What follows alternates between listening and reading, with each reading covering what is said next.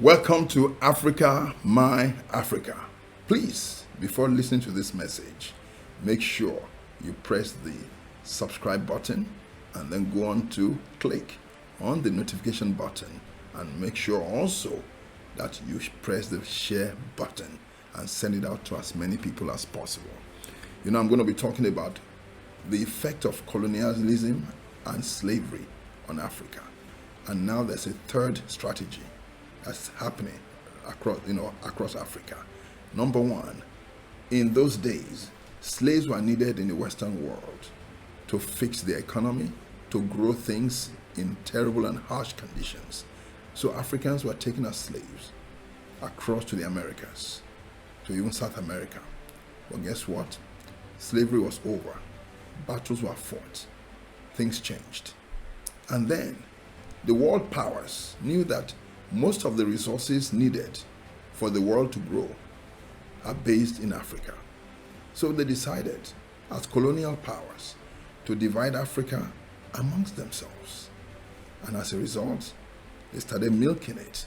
And they made sure there were no solid structures on the ground to enable the Africans to develop to a point where they can take hold of their own destiny. They messed up the system. Both the French government and the British government, they all messed up across Africa because they did not want the black man to connect with destiny. But you know what? God reigns in the affairs of men. And at the end of the day, colonialism ended. But we thought it ended. But what we realized over the years after independence is that the same colonialists behind the scene were actually selecting puppet leaders to lead these African countries. They allow coup plotters who are hopeless, like Mobutu Sese Seko, and all those Gaddafis and all the criminals of this world, to take over the African nations and look after them still. When they get tired of these leaders, they got rid of them and brought in fresh ones. And you know what? That's why Africa is still exactly where it is. Even though it controls majority of the natural and mineral resources across the whole world. And you know what? Then the EU was formed, European Union. In those days, it was called the EEC, European Economic Community. Then they turned it to the EU. And why did they set that up? The strategy was that, look, we don't want to fight over Africa like we did in the past. So let us just work together as one and deal with Africa as one. So as a result, they decided that to keep Africa poor, the best thing is allow them to bring their raw materials, be it agricultural produce or mineral resources. When they bring those things to Europe, into any EU country, there's not going to be customs duty. But if they process those items into finished products, then we'll make the market useless for them. So how would Africa develop if we're just bringing raw materials to Europe and we can't build factories in Africa? And European powers are not even building factories in Africa to help us. So that's why I was so happy when the president of Ghana, Nana Akufo-Addo, in the presence of the president of Switzerland, made a very powerful statement. And I said, this is what African leaders should be saying. When he said, listen, we're tired of sending you our raw cocoa seeds. But you know what? We are going to be processing the cocoa seeds here ourselves.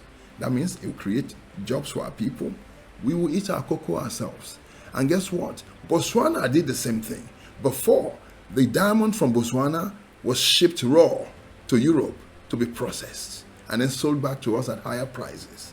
Botswana too decided, no, we're not going to be doing that anymore. We'll build factories in Botswana to process our diamonds and sell them to you as well, which makes a lot of sense. And that's why I want to encourage presidents, leaders across Africa. There's a golden opportunity now to turn things around. What do I mean by that? The golden opportunity is the fact that now everyone in the West, in the Western world, they're talking about climate change, how to save the environment, how to save this and save that. Now you have a golden opportunity at any conference where you sit with them. You have to sell them an idea. Remember, what they did was that they knew that if they carry on the way they were dealing with us, we can sue them if they come mess up our area, our countries, through degradation during the production of petroleum and all those things. So they know you can sue them and make billions from suing them. So what they did now, the investors in the West, they shifted their finances into China to build factories.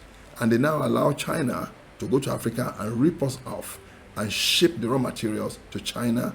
And then they produce all your Apples, your mobile phones, your laptops, your iPads, and they ship them to the West and make billions. So this is a great opportunity for the African leaders to go confront those guys and say, listen, with China becoming the factory of the whole world and picking up raw materials from Africa and shipping them to China, and then finally the finished product being sent to the West, the carbon footprint is too high that way. So why don't you American, Western investors come to Africa, build your factories here where the resources are, and we process it so we can ship it out to anywhere in the world. So that way, the carbon footprint will be can be halved, in the sense that you are not shipping raw materials to China anymore. It's just from the base itself out to the whole world. And I think that's the way to go. And I remember I shared something about a gentleman in the House of Parliament. He's actually the leader of the House of Parliament. He's by the name Honorable Jacob Rees-Mogg. Jacob Rees-Mogg made a statement about why the EU was bad news for Africa. And I'll get you to watch that now. The customs union is a racket that defends producers in rich countries against producers in poor countries to the cost of the poorest consumers in the rich countries.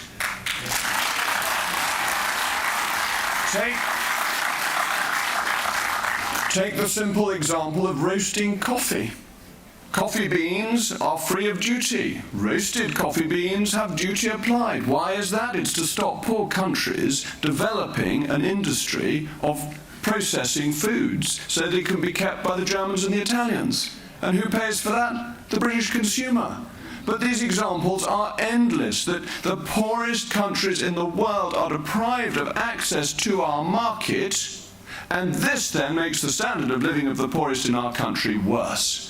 So we have a real opportunity for genuine free trade. And what are the biggest tariff areas under the customs union?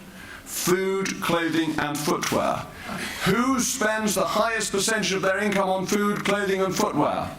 The poor. Thank you. Thank you. Very good hecklers here. You're better quality hecklers here than we had in the town hall the other day. But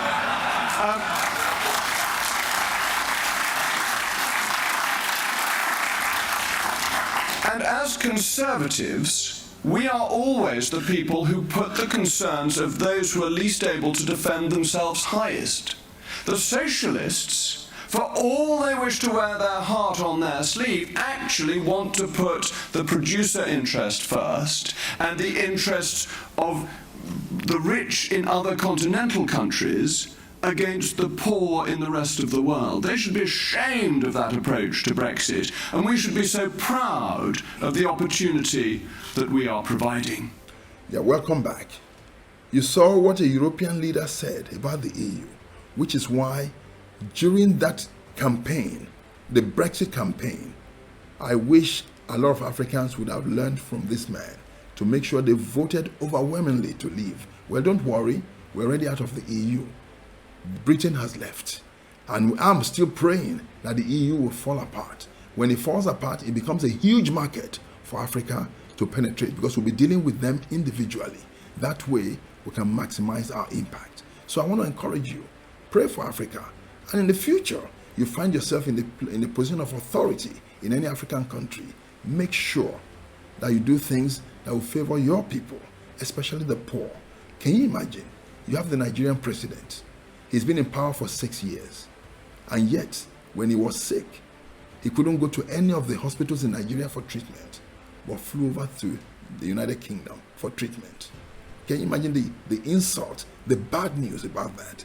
And yet, the poor man on the street that can't afford to even apply for a passport because of the cost has to die because of these leaders who are not building good hospitals and paying the doctors and the nurses well. You know what? There's a lot more to talk about that, because we just have to get younger people with intelligence who are not bigoted. They're not into all this religiosity and all this nonsense. And they can actually change things around for the better. Amen.